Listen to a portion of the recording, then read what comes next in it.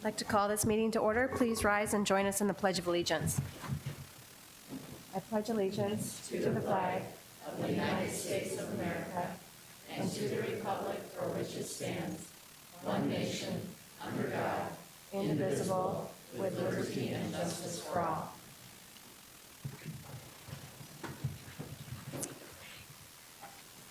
Good evening, everybody. All right, can I get an approval of the minutes of the meeting held on February 12th, please? So moved. All those in favor signify by saying aye. Aye. Aye, opposed, same sign. Right, any persons wishing to address the board? Bev, thank you. Can I get an approval of the agenda, please? So moved. Second. All those in favor signify by saying aye. Aye. Opposed, same sign. All right, good news report. Deanne.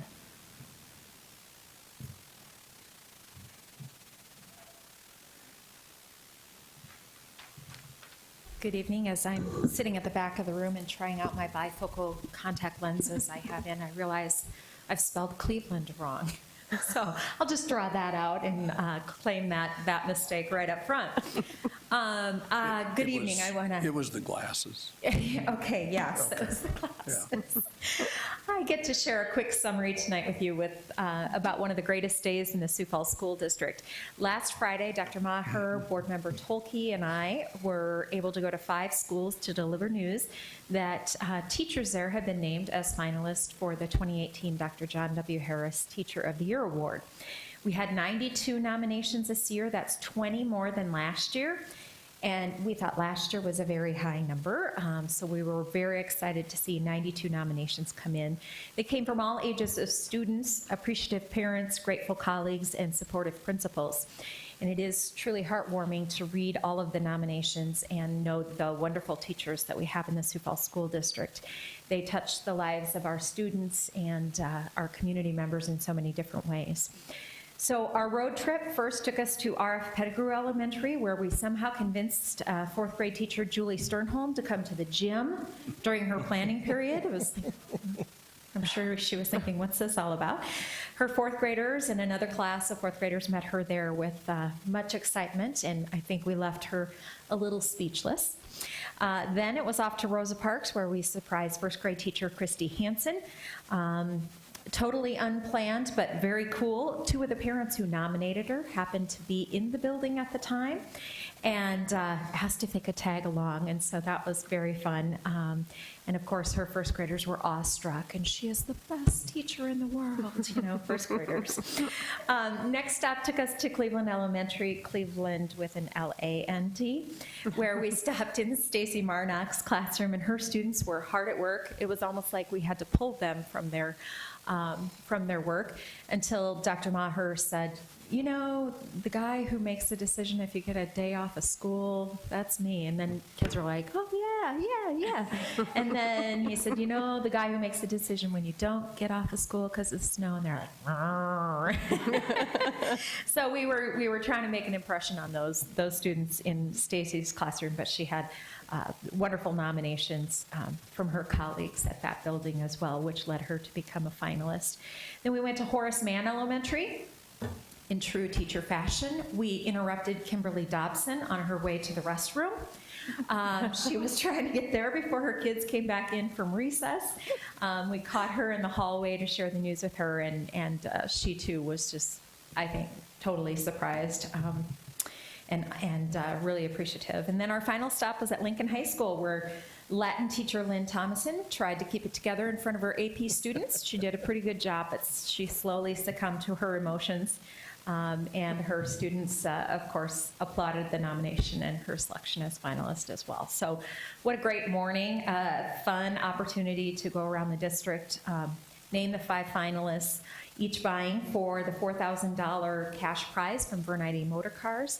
This is the 30th year of the Teacher of the Year, and Bruce Eide has generously sponsored that each of those 30 years. So he has made a significant commitment to the Sioux Falls School District, the community of Sioux Falls, and especially to our teachers who so much deserve that recognition. We had 59 elementary teachers nominated, 15 middle school teachers, 17 high school teachers, And that's a pretty good number. We have 1,875 teachers in the Sioux Falls School District. So the winner will be announced at a dessert reception on Monday, March 12th. Of course, that's another fun night that we all look forward to at CJ Callaway's at 7 p.m. and tickets are on sale for that as we speak. So we congratulate all of our nominees and our 5 finalists. Thank you, Dan. Yeah, it's awesome that we had so many teachers nominated this year, and it's, I know, a very hard decision to whittle that down to 5. So thank you, Todd, for doing the hard work for us this year. It's a lot of fun, though. Yeah. Look forward to the reception on the 12th.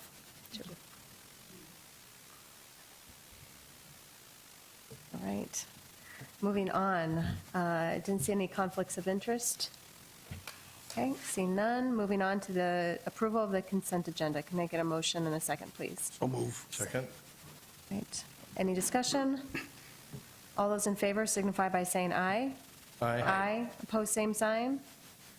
All right, we have a supplemental consent agenda, items A1 through 3, claims to Sanford. Can I get a motion and a second, please? So moved. Second. All those in favor signify by saying aye. Aye. Opposed, same sign. All right, that motion passes with 2 abstentions from Board Member Ryder and Board Member Mickelson. All right, moving on to the reports of the superintendent. Thank you. We have 4 reports tonight and a lot of policies, so a full meeting indeed. Our first report tonight comes to us from Curriculum Services. Dr. Boyson is here to talk to us about the Reading Intervention Study Report.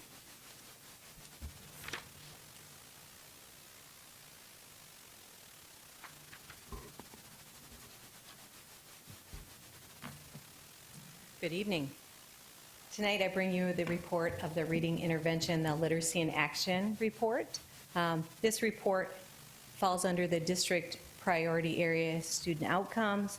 Priority Statement 1, the Sioux Falls District will provide rigorous, effective, and engaging curriculum and instruction for all students to emphasize growth and reduce the achievement gap with a focus on the following areas. Literacy, particularly in the early years, builds a strong foundation for academic success across all subject areas, and that's Strategic Initiative 1.31. We said that we would evaluate the Struggling Readers Intervention Program, the LIA.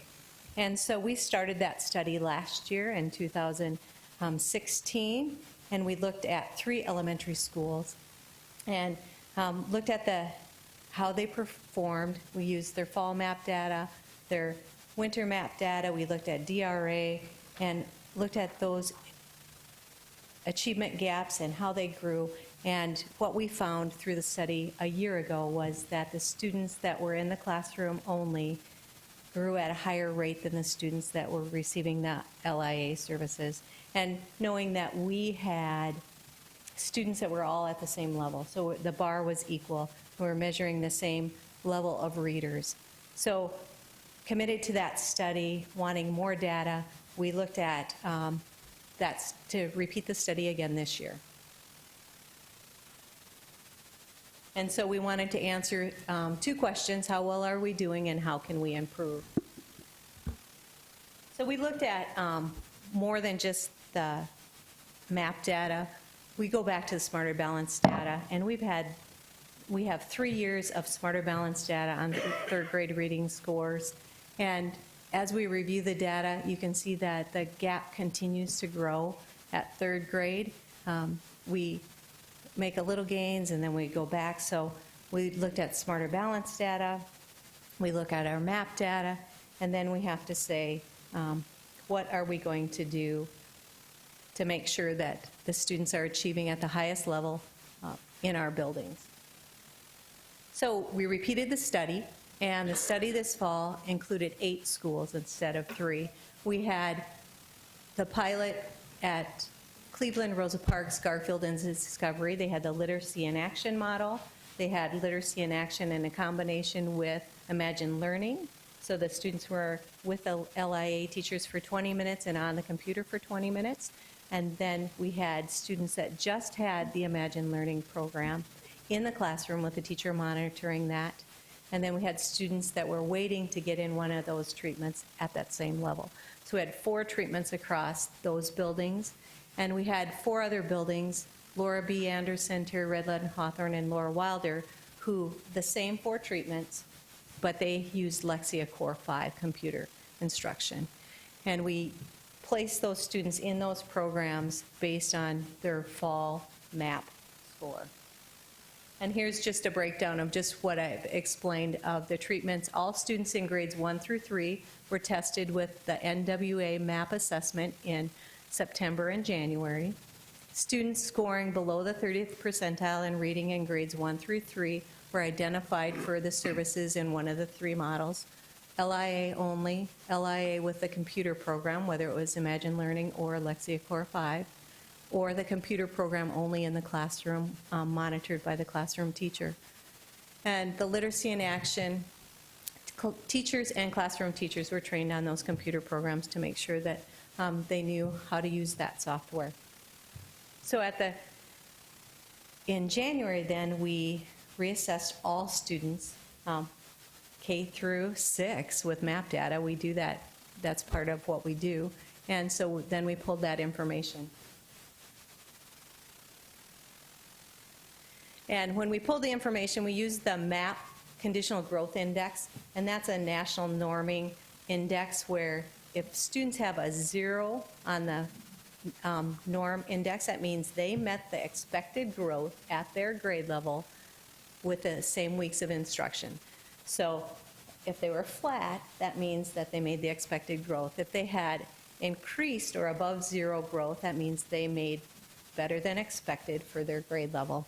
And when we reviewed the data, we had each one of the treatments, each one of the groups made growth above 0. So when you look at that, LIA only had a 0.38.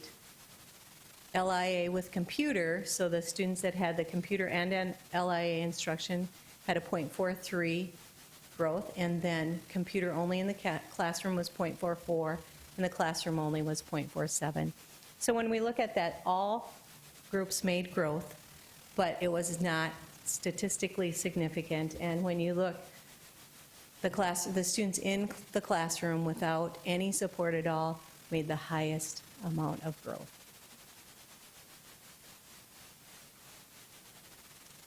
So when we looked at the 8 schools, we had a sample size of 469 students. The results of the study showed that all groups were not statistically significant. However, you can see the differences in growth there. And so then we said, what about the rest of the schools? We have 23 elementaries. Let's look at all of them. They have LIA services in all those elementaries. So we did analysis on the 734 other students that were in LIA services across the district, compared them to students in the classroom at the same RIT level. That is what the level that we use with MAP. And the students in receiving LIA services grew at a 0.51 in the remaining schools, but the students in the classroom grew at a 0.71. So same results in the remaining schools. So when we look at the strategic plan and our commitment to evaluate our programs, no matter what the programs are, to make sure that they're doing what we set out, often we'll do a pilot of a small program and we move it on to a bigger with success. LIA has been implemented since 2011. It was time to review that information based on what we see the trend line and the trajectory of our Smarter Balance scores over multiple years. We studied it in 2016, 17, and again this year. And the research shows that the most effective on our reading is our classroom teachers. And we know we have great classroom teachers. We know that the literacy and action teachers are great teachers. That's why they're in the program. We pulled them out of the classroom because they are our top teachers. And so based on that information, the recommendation for the school board is to keep to the commitment to adapt, adopt, or abandon instructional approaches to meet the goals of all students reading on grade level by the end of 3rd grade. our recommendation is to eliminate the Literacy in Action program in the fall of 2018. And when we think about that, we do know that we are researching successful literacy interventions across the nation, locally, to see what are the best approaches for the students. And we use the rest of our map data to shine bright spots on what's going on across the district, to look at that, to talk to the teachers, to see what they're doing. And we're committed to that. We're going to look at what's the very best approaches for our students. And we know the positive impact that the literacy in action teachers will have in our classrooms. Questions? Any questions? And I just want to reiterate maybe what you said is obviously we still are not at the strategic plan goal of, meeting the state standard or proficiency for literacy. So we will continue as a district to explore other options to make that, to give teachers the tools to do that and look at other programs to help to get to that strategic goal. That is correct. Yeah. I was just going to add, I think I heard from a couple of different teachers who just had questions and concerns in the last week or so, and I think the thing to know is that we're not doing nothing. We're not just stopping and saying, well, if that didn't work, we're not going to replace. There's not a replacement plan, like you said. We're looking at other options that might be beneficial, and I know we have several people in the room today who are in this role, and you guys really are the experts. And so if you have suggestions, I would imagine that Dr. Boyson, you would love to hear what those I would. are. Yes. And share that feedback, because you're in the classrooms and you know what pieces of your job work really well, and maybe what things were barriers for being able to get with your students or get through to certain students. And so those are things that we want to hear about so that we can pick a program or a new intervention that's really going to be most effective to getting through to those students and helping them to improve. So you're not being replaced by X. That's an unknown right now, because what we want to do is find something that can be super effective to really help all of those students. And like I said, you guys have such great knowledge and experience of working with these students and numerous programs. So please reach out and share your feedback for what ideas that you might have, and people are willing to explore those and say, yes, we have data that shows this is great. If you have teachers in other districts or states or whatever it might be that are using something, the more people that we have that can kind of help to come up with ideas, I think the better program we can build and help our students long term. So Thanks. I think the data shows that our classroom teachers are pretty incredible. Yeah, So they are. They're great. And all our teachers, I mean, that's the benefit. We have great teachers, and that's our literacy in action teachers too. Any other comments? Well, I've gotten a few letters and had some comments, and one of the things, excuse me, one of the concerns is, of course, that the kids that are most at risk are the ones that will benefit the most from improvement. And I assured the folks that wrote me letters that we're not going to do nothing for our most at-risk students. What I see as a possibility from LIA being discontinued, it will allow a more targeted approach to be used on the kids that are most at risk. And change is always unsettling, and it is emotional. I just want to let everybody know that the school board, the administration, is 100% committed to making sure that every student in every school is successful. I believe that this gives us a way to design programs that are more effective for individual schools, individual students. And, it's going to work out. I am absolutely convinced of that. So, thank you. Thanks, Kent. All right, can I get a motion and a second? Move approval. Second? Any further discussion? All right, seeing none. All those in favor signify by saying aye. Aye. Pose same sign. Okay, on to the next report. Second report this evening is a report on our ELL program. Here to deliver that report tonight from Curriculum Services is Demi Moon.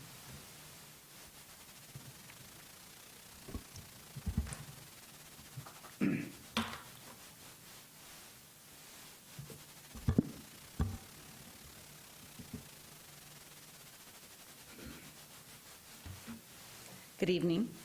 My biggest fear was that my PowerPoint wouldn't pop up, and that's going to happen. There we go. All right. This evening, I'm here to give you an update on some programming changes, both at the middle school and high school level within our ELL program. In order to set a little bit of background or foundation for the changes that are happening, I'm just going to review a couple pieces of federal policy. Back in 2002, with the creation of No Child Left Behind and signing that into law, the English language learners were identified as a subgroup within the accountability model. And their growth on language acquisition was required to be reported at both the local and the state level, but it was not a part of the main accountability model set forth by the law. So while it was measured, it really didn't have an impact on district accountability. Flash forward about 13 years, and actually 14 years, and we are now under the Every Student Succeeds Act, which further highlights the ELL performance, both academically and their language proficiency. So the ELL academic indicator, or the ELL performance on academic indicators remains a factor in the accountability formula. However, the ELL performance on language acquisition is now 10% of our school performance index. That school performance index language acquisition piece is measured by our student success on the WIDA Access. And those students need a 5.0 composite score, which is the combination of their reading, writing, listening, and speaking score, in order to exit the program. So the law states that long-term ELLs must also be a part of that accountability formula. And in order for a student to be considered a long-term ELL student, that means that they do not exit the program within 6 years of being identified as an ELL student. So what does that look like for our district? Of our roughly 2,400 ELL students in the district, we currently have 270 of them that did not exit within that 6 years and are labeled as long-term ELL students. The graph here shows you the disbursement of all 2,400 students. This chart shows you how that school performance index is broken up. Both at the elementary, middle, and high school level, the schools receive an SPI score out of 100. And again, that English language proficiency is 10% of that total score. However, within each of the academic indicators and the school quality and high school completion part of the SPI, ELL students are identified as a subgroup within each of those categories. So that draws attention to their performance both academically and in the school quality and high school completion portions. So because of all of this change in law, it was time to do a needs assessment on our program. And so this fall, that's what we did, a combination of instructional coaches, teachers, and administrators. We went through our programming K through 12 and really took a good hard look at what we were currently offering and how could we better that program. And here's kind of some of the things that we found. We have a solid core content foundation currently at the middle school and high school. However, we felt that there were areas that we could improve. It's a lot easier to teach a sheltered course both in the middle school and the high school if we have a larger number of students to do that. It helps with FTE, it helps with organizing the schedule, and so the larger those concentrations of ELL population, the easier it is to set up programming. Course offerings and delivery methods were found to be different from school to school at the middle and high school levels, and so we wanted to do something about getting those to be consistent across the district. We discovered we did not specifically have a course designated to advance the speaking, listening, reading, and writing of our ELL students. We offered some sheltered courses that were not taught by ELL-endorsed teachers. We also offered some sheltered courses that were taught by ELL teachers that did not have their certification in the content in which they are teaching. So then those courses become English electives rather than content classes.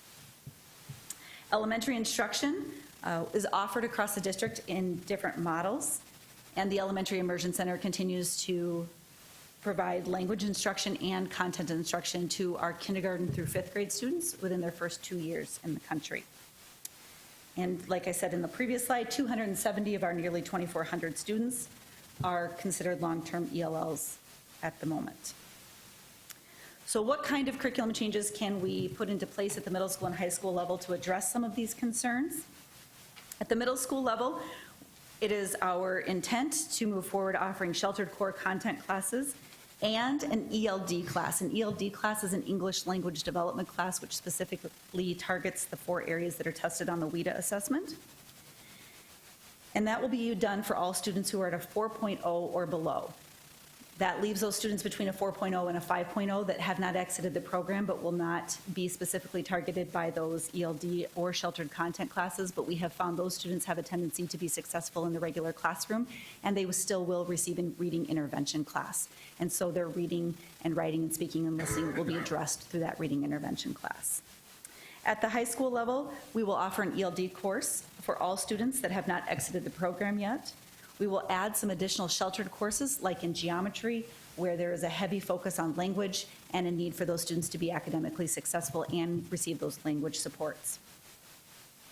We're going to attempt to offer some consistency across the district in our course offerings, and we have created graduation pathways which allow all of our ELLs to graduate on time with their cohort, despite whatever language level they enter high school.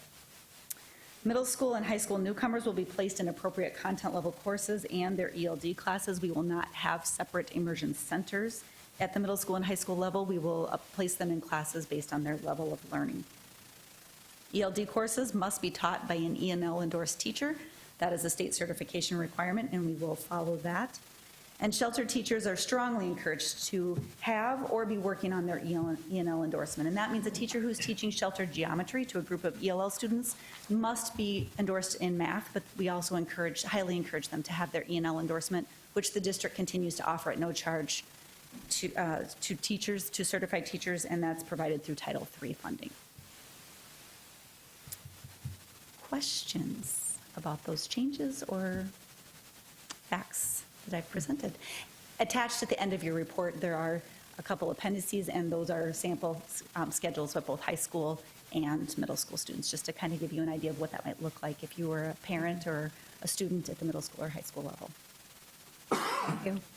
Any questions? Thank you for the report. I love how you are addressing changing issues in our district, from 2003 when we were about 4% in ELL students in our district and less, and now we're at 10% ELL students in our district. And then numbers of languages and the numbers of students, and now we're getting heavier in the upper, it's not just elementary, it's the upper classes where they're newcomers as well, and so trying to immerse them in that. I applaud you guys for doing this, so thank you very much. Any other questions? All right, can I get a motion and a second, please, to approve the ELL program report? So moved. Second? Okay. Any further discussion? Okay, right, thank you. Seeing none, all those in favor signify by saying aye. Aye. Aye. Opposed, same sign. Okay, moving on. Okay, the third report of this evening comes to us from Information and Technology Services. Michael Christopherson will give us a report on Student Learning and Technology Initiative Report. Good evening, members of the board, Dr. Maher, Mr. Veeck.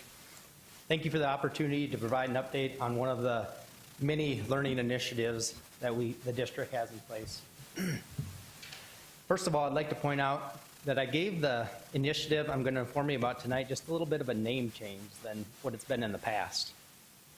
One-to-one student learning with technology in the brackets initiative. In my mind, learning should always be the essential focus of our initiatives. Technology is just a tool or conduit that delivers that curriculum. instruction, and assessment. And in the classroom, technology is not an end unto itself, but just part of the one-to-one student learning initiative. In the evaluation of the one-to-one, we focused on the why and how it aligned with student learning and instructional goals, which further aligns with our unifying vision found in our strategic plan.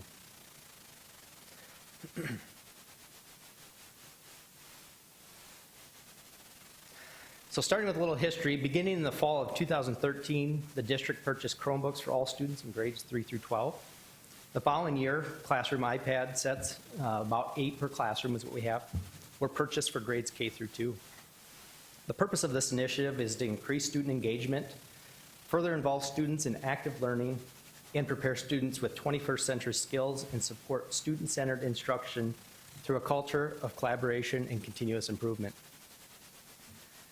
The district has continued to evaluate and adjust strategies and practices with the implementation of the one-to-one.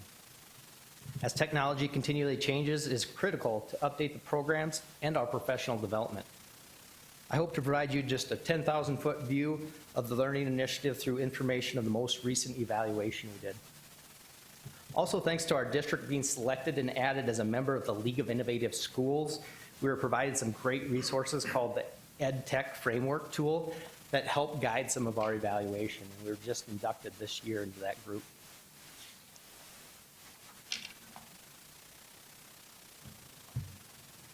Currently, there are 19,030 Chromebooks dedicated to the implementation of the one-to-one program in grades 3 through 12.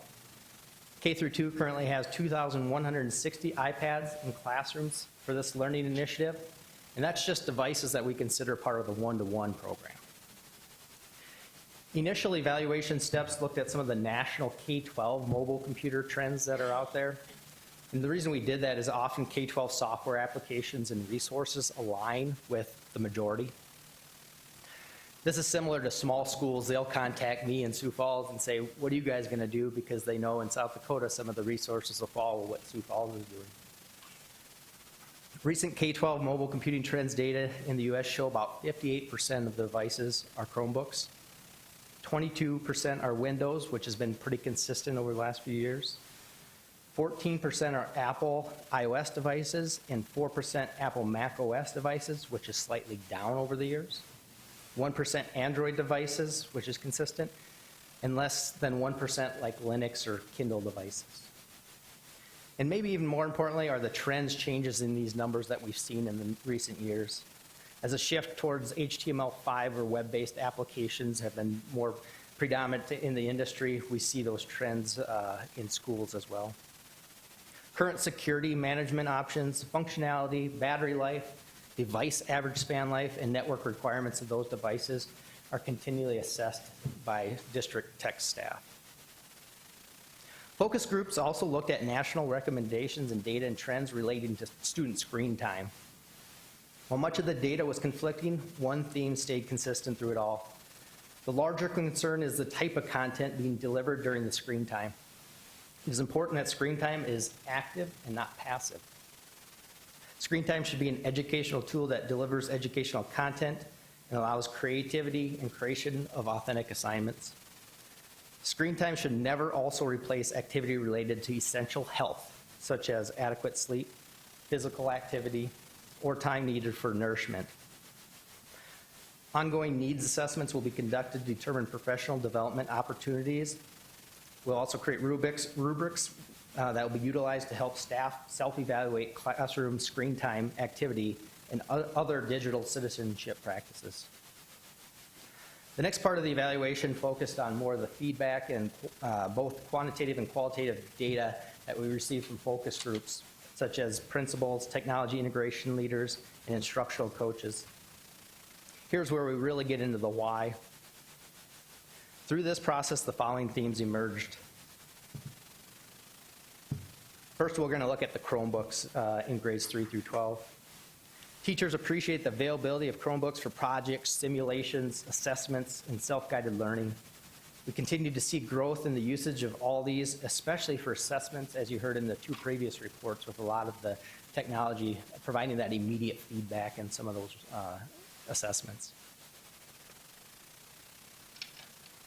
Chromebooks are easy to use, but the requirement for some Windows labs are still needed, especially in our middle school and high schools, we have those. Project Lead the Way software, TI Smart View, and interactive physics is some critical areas for that. An increasing amount of curriculum utilizes devices and ability to streamline the access through a product we went with this year. It's called ClassLink. It's kind of a single-stop shop for everybody to get all their data and all their programs. Digital access to resources helps create some efficiency and encourages creativity. The device network and internet speeds have improved over the last couple of years with our network, new updates that I reported on last time.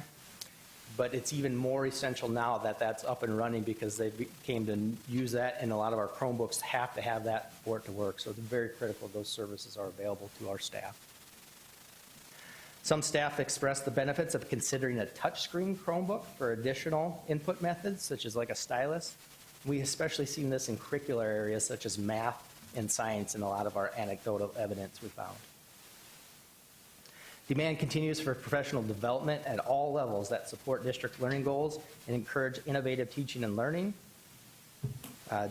Things like coaching or having others come into your classrooms and implement technology. Finally, digital citizenship, learning opportunities for students should continue to be increased. A little more into the survey data. So a few of the questions that we asked I'm going to highlight here. Chromebooks empower students to achieve desired learning outcomes. If you look at the charts there, it goes from left to right, elementary, middle school, and high, and kind of the green would be your agree. The whitish grayish color there would be neutral, and then the red would be disagree.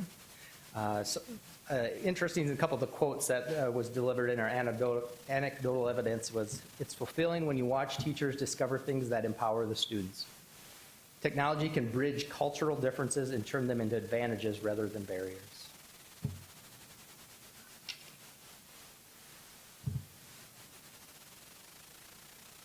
Next one was on collaboration. Chromebooks provide a powerful tool to encourage classroom collaboration. And again, the same left to right, elementary, middle school, high results. Pretty positive overall in my mind, and I think that's with the tool. Google really tries to collaborate and create those resources that help collaborative projects for our students and staff. Ease of use, we found that ease of use has been becoming easier and easier the more years we've implemented the one-to-one project, so that's essential. But also just the Chromebook in general is really a Chrome browser. So if students have used applications of Chrome browser on a Windows device or iPad, whatever it may be in the past, they're pretty familiar with that application.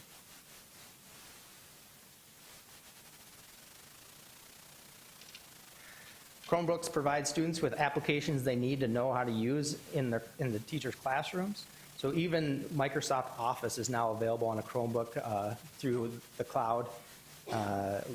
Largely due to high volume of Chrome devices out there, I think is why the industry is really focused on making those available on all applications. Again, we do still require a few of those Windows devices. Also, with the Chromebooks being mainly web-based, there's a higher likelihood that terms of use might say that we cannot use that application online. So again, FERPA, Family Educational Rights Privacy Act, SIPA, the Children's Information Protection Act, and COPA, Children's Online Privacy Protection Act, is things we're always reviewing from the federal government to make sure our applications align accordingly. Switch over real quick to iPads. Again, this would be in our K2 implementation, about 8 devices per classroom. Staff are finding creative ways to implement due to limited number of devices. With 8 per classroom and no labs, they collaborate with each other to try to find the right mix there. Support for continued professional development is needed, especially support that promotes active and not necessarily passive use of the devices. How to create those authentic assignments and not just consumption of what's on there. Applications are available that support K2 classrooms, such as local apps. You don't necessarily need the internet all the time on an iPad. There's local apps they run to. iPads provide and encourage classroom collaboration. Moving to iPads, as far as some of the survey data, iPads empower students to achieve desired learning outcomes, and again, overall, very positive. Ease of use, I think the touch screen on this question helps generate a lot of positivity there for K1 especially, as they use their dexterity to track on the device. But also, I think a lot more of our kids have that experience at home as they come to us using a device in this technology world we live in. And finally, iPads allow me to run the applications that I would like to use for my classroom. Again, pretty positive with an app-based focus on the iPads.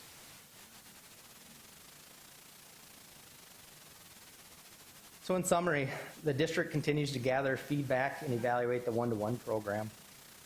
Our goal is to efficiently provide technology tools that are safe for student use, support district learning goals, and encourage innovative teaching and learning. The data in the report will be analyzed by the Learning Committee, formerly known as Tech Committee. We'll also remain cognizant of the technology budget by examining total cost of ownership and opportunity cost of other options that are out there. Finally, the Technology Committee will provide the school board for approval a fiscally responsible, comprehensive technology plan that supports the district instructional goals, educational vision, and strategic plan. Exactly a month from today, actually, we'll provide you that. I ask the board acknowledge the report of the district's one-to-one student learning initiative and would stand by for any questions. Okay, thank you, Michael. Any questions? Based on your survey data, you have great feedback from teachers. I'm wondering if you ever survey students or even parents to see how they feel about the technology that's used in their students' classrooms or their schools. Sure. We haven't directly done any formal surveys with those. It's more of that anecdotal evidence, you know, reaching out to them. But definitely like to start a group similar to Dr. Maher's group, meeting with students and getting more of that feedback on how it's going.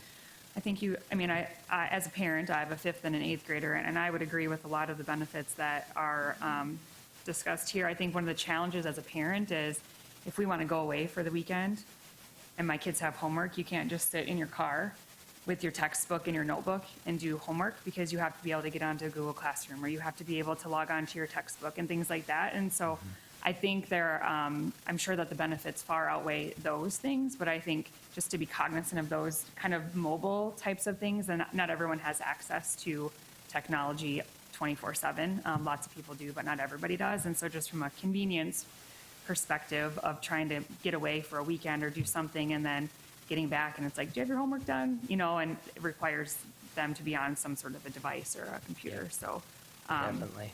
I would just be curious from a greater, that's just me, but from a greater perspective of teachers or parents and students, if they have any other additional challenges that maybe we haven't even thought about, that there are solutions to, but having never discovered what they are, it's hard to address them. So.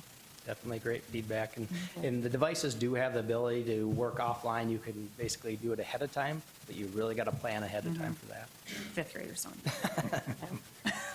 I think really that issue is probably mainly middle school. I mean, elementary, yes, there's some work that needs to be done at home, but middle school, I definitely hear that even from, you know, I have a middle schooler as well, and it's, when they don't have that access at home, it can be hard, but I understand the challenges with letting them take them home too. So I love the idea of having a group of students to just talk about Yeah. challenges and successes and ideas that it seems like they're always in tune to stuff before adults are. And so they might have some really great idea that I've never heard of, or, you know, something totally new. So I think that's a great idea.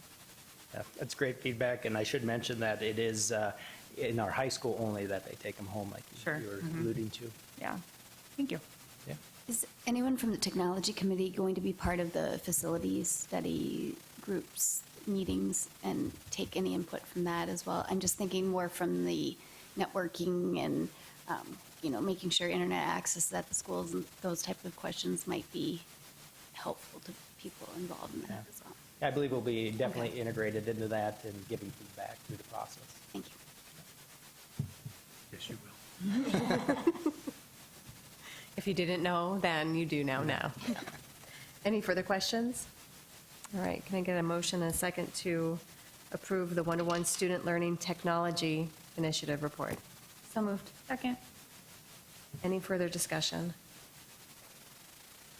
All right, seeing none, all those in favor signify by saying aye. Aye. Aye, pose same sign. Okay, Okay, the last report this evening is the 2018 legislative report. The update will be given to you by Mr. Veeck. Thank you, Dr. Maher. We spent the last 3 meetings going over 70 bills, formulating positions. Of those 70 bills, there are no new ones. There's 10 key bills. Of those 10 key bills, we either asked them to be amended or opposed all of them. So it wasn't a banner year for key bills that we supported. Of those, all but 2 are dead. The 2 that are still alive, we've had a third, I guess, position change, or this is our third different position anyway. Senate Bill 46, it's a restraint and seclusion bill. We wanted it amended. It was amended in the Senate. It took out immediately notify, and it changed it to by the end of the business day. Got back in House, it passed the Senate, went over to House Ed. In House Ed, they changed it back to the original language of immediately notified. It's been down on the floor. It's been sitting there. It hasn't been brought up yet. I believe there's a compromise amendment as soon as practical that is going to get hopefully put on the House floor. So we have that as amended now, or opposed unless amended. So that's where we're at on that bill. So that is technically a position change, because last time we talked, we were in favor of it because of the change that was put on. The other key bill, I guess, that is still alive is Senate Bill 83. It's the bill about patriotic societies. There's nothing against patriotic societies, but there's dozens, if not hundreds of them, and they would give every one of them a right to speak at a school, so you could end up eating in a lot of time. But that bill is it's through the Senate, it's through House Ed, it's going to be on the floor. So I'm guessing that bill is probably going to pass, but there's 3/4 of the way there. One other bill of note, it's not a key bill. It was 1297. It deals with capital outlay. We now have it as support. It's a kind of a compromise bill. It restricts schools' abilities a little bit to do capital outlay certificates without an election. It would it would decrease the percentage allowed from 1.5% to 0.5%, which for us is about $55 million you could do without being potentially up for an election. So it restricts in that case. It allows schools some exceptions for if they've had debt issued prior to 2016 to offset some of or increase their levy higher than they normally could. So we think it's a decent compromise. We don't have it as a key bill, but we are suggesting we change our position to support. So with that, I'd ask you to approve the 2 position changes and then acknowledge the report. any questions? All right, can I get a motion and a second to approve the position changes and the report, please? So moved. Second. All right, any further discussion?